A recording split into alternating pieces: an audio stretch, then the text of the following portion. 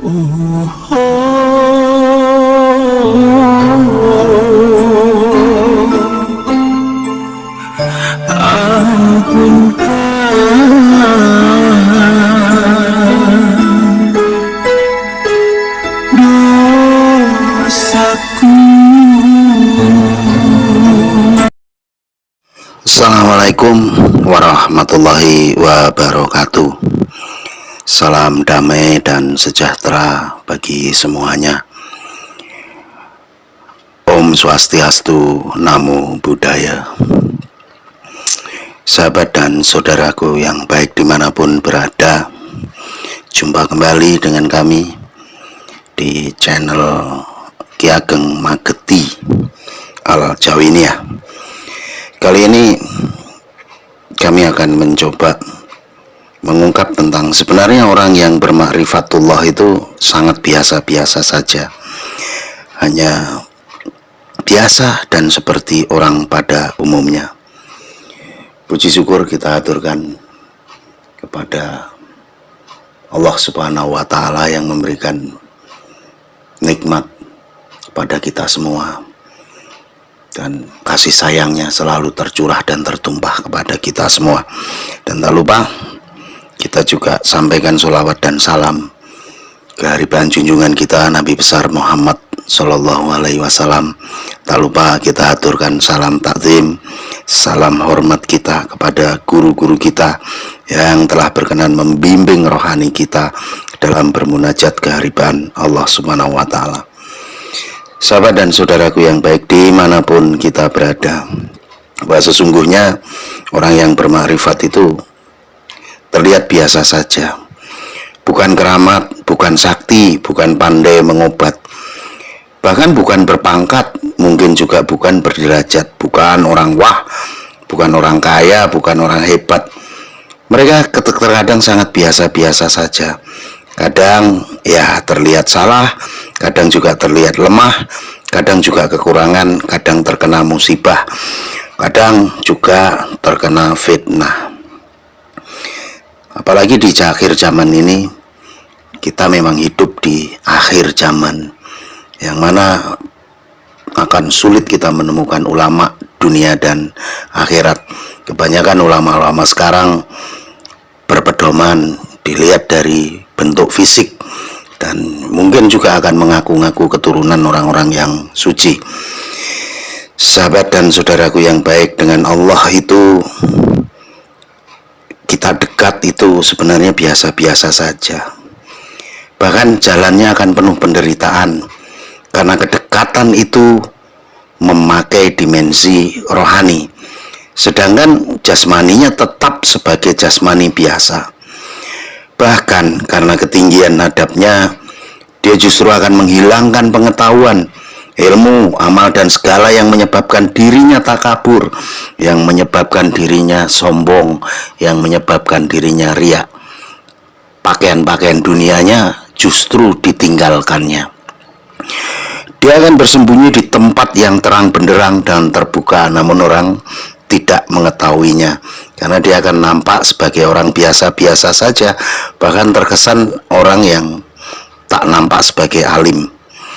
Jadi jangan disamakan makrifat itu keramat atau bisa ini dan itu, karena kedekatannya dengan Allah. Justru mereka akan kebanyakan takut menunjukkan kekeramatan maupun kehebatan, tapi Allah sendiri nanti yang akan menunjukkan kekeramatan dan kehebatan itu sendiri. Apa bedanya orang makrifat dengan dukun-dukun atau kiai-kiai ulama yang umbar kesaktian dan hebat-hebatan? Jika seorang yang bermakrifat selalu menunjukkan hal-hal yang demikian. Orang makrifat itu hanya berjalan di atas relnya, sesuai dengan takdir ridhonya saja, sesuai dengan kehendaknya Allah, bukan kehendak dirinya sendiri. Tidak lebih juga tidak kurang. Dia berkata hanya sebatas yang Tuhan izinkan, dan dia berbuat sebatas yang Tuhan kehendaki. Dia bersyukur apa yang Tuhan berikan, dan dia tidak berlebihan melebihi apa yang Tuhan berikan, dan tidak lebih tidak kurang, biasa saja dan cukup sederhana. Bahkan dia pun berjalan dalam keadaan tidak tahu, karena orang yang bermakrifat itu sebenarnya menghilangkan akan keakuan dirinya, akan keadaan dirinya, akan pemahaman dirinya tentang bertuhan itu tadi. Karena semua pengetahuannya itu dihilangkan lagi. Kenapa? Karena sesungguhnya pengetahuan yang berdasarkan dari akaliah itu justru akan menjadi hijab buat kita. Nabi Muhammad ya biasa-biasa saja, tidak sakti, tidak kaya, tidak keramat, tidak tahu hidupnya besok mau makan apa, bermualah dengan sosial masyarakat seperti umumnya orang lainnya. Bahkan mungkin juga terlihat salah, terlihat lemah, terlihat sangat biasa dan penuh dengan fitnahan ketika zaman beliau. Kalau beliau nggak terlihat salah, nggak mungkin disalah-salahkan oleh orang-orang Quraisy saat itu. Kalau beliau nggak terlihat lemah, nggak mungkin beliau diintimidasi dan diusir dari Mekah. Kalau beliau terlihat sempurna, pasti akan mudah sekali dakwahnya dan pasti diikuti banyak orang. Kalau beliau orang kaya, pasti banyak yang mendekat karena kekayaannya. Kalau beliau terlihat sempurna, pasti beliau tidak dicemooh bangsa Arab pada saat itu. Beliau yang beserta Allah saja terlihat lemah, fakir, biasa, bukan terlihat alim, dan juga sangat terlihat salah di mata orang di sekitarnya.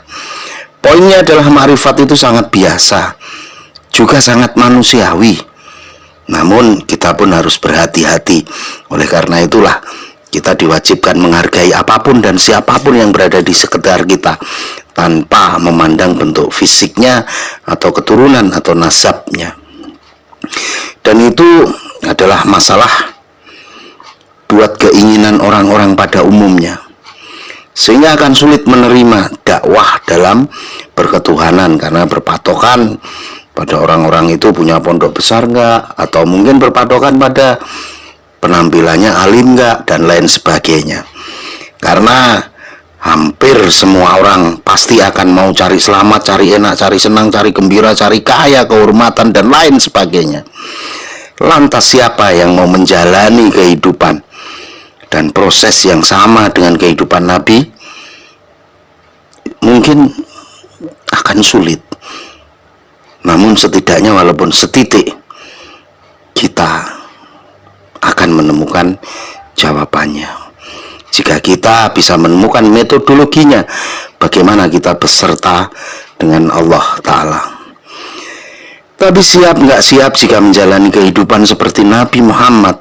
Hampir semua orang mau selamat dunia akhirat, tapi kalau bisa nggak sesulit kehidupan yang dijalani oleh Nabi. Itulah hijab yang membuat kita nggak pernah maju-maju, karena masih takut ini dan itu, karena ini dan itu, harap ini dan itu. Seharusnya hidup kita adalah losdol, nggak usah rewel, nggak usah keminter, nggak usah sok-sokan, nggak usah alim-aliman. Temukanlah metodologinya dalam beragama itu, dan nggak usah panjang-panjang mikir ini itu. Total saja di dalamnya, susah senang dijalani saja, lambat laun akan mengerti dengan sendirinya. Karena sesungguhnya Tuhan nggak butuh kita beriman atau tidak, menyembahnya atau tidak. Tuhan nggak butuh kita, tapi kitalah yang sebenarnya butuh Allah Ta'ala. Jika demikian, ngapain kita sok-sokan? Ngapain kita telah merasa ini dan itu? Jalani saja dalam beragama ini dengan sebaik-baiknya, dan temukanlah metodenya, temukanlah caranya, temukanlah bagaimana mendekat kepada Allah yang bukan hanya kulitnya saja, yang hanya kenal namanya tanpa kenal isinya, yang hanya tahu dari luarnya tanpa masuk ke dalamnya. Sahabat dan saudaraku yang baik, dengan metode-metode tarikatullah, metode-metode bagaimana kita mendekatkan diri kepada Allah dengan sebaik-baiknya, itulah jalan menuju kepada Allah yang sebenar-benarnya. Sahabat dan saudaraku yang baik, terima kasih. Salam damai, salam bahagia, salam sejahtera. Semoga kita bisa menemukan jalan dalam bermakrifat kepada Allah. Jalan itu tiada lain, tiada bukan, hanyalah tarikatullah. Salam hormat kami, salam damai dan sejahtera. Wassalamualaikum warahmatullahi wabarakatuh. Alkah Waliul Amri. Kaulah guru kami sejati, sebagai wakil